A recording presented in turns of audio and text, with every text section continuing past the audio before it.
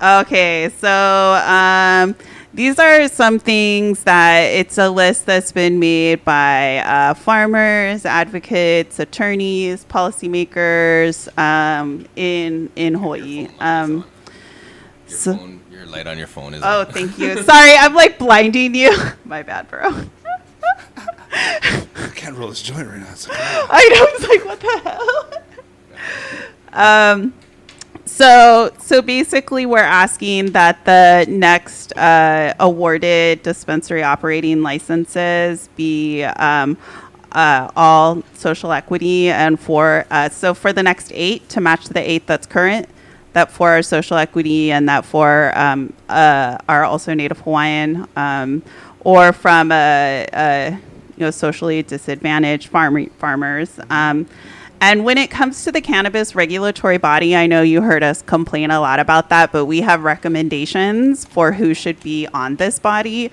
So we are, we're asking that 1 seat is a patient, 1 seat is a caregiver, 1 seat is OHA, 1 seat is DHHL, and the remaining 4 seats are elected by the mayors of each county.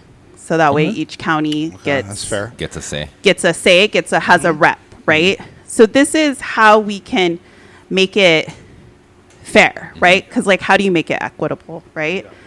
And then there's no limits on licenses for people who are farmers that do retail. So farm to retail, farm to table. So it has to be in that vein of the market. You have to be retail. Not necessarily, but this would be a special clause because a majority of the people here are growers, and we want the growers to be able to have the opportunity. They call it farm gate in Canada, but it's farm gate. It's like a winery, right? You go, they grow, they might have some little goats for you to pet or some shit, and then you sample their weed, right? And then so we're saying it's like a wine tour. It's exactly what they do in Napa right now. Yeah, exactly. And then no limit for dual use licenses that are held by qualifying Native Hawaiian applicants on DHHL property. So we're saying department. So you guys, homestead, the homesteads, yes. Gotcha. And the DHHLs, so these licenses shall be exempt from vertical integration requirements. So they can, they would be registered and regulated by the authority, right? Okay. So far, everything you're saying sounds good. Okay, so this is our wish list. This is but this is also what we're this protects our community, right? Yes. And then, of course, all qualifying patients are tax exempt for all cannabis sales at every point of sale for retail, no matter what farm to take, farms or. That's huge. That's a big one. Yeah, it's huge because it's not going to be this huge number that's going to keep it, but they should remain, and then allocate percentage of sales tax from GET to fund health insurance for all of these farmers. Because right now for MedQuest, for agriculture, it's a big struggle. Right. And a lot of our cannabis farmers face this type of issue. We're also asking that there be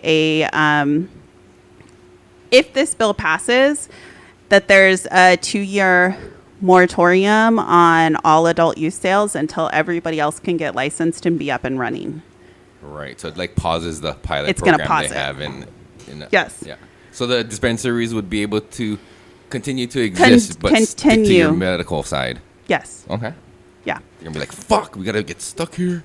And then also a 5-year moratorium on the sale of any dual use license.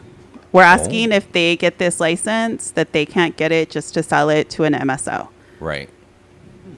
And then 10th, the final one, is we are asking for geographic origin for Hawaii-grown cannabis plants. So basically, the word grown, it's actually grown here, like Kona coffee, Yeah. and it needs to be 100%. So those are kind of, so this is our big wish list, and I'll provide it to you so you can show the text. Yes. Yes. And we're doing like, we're releasing it everywhere over the next couple weeks. So you guys got the little preview. Awesome. So that's kind of that's where our head is at. And that's why we are kind of opposing unless they add some of these, but still we feel like we need a little more time.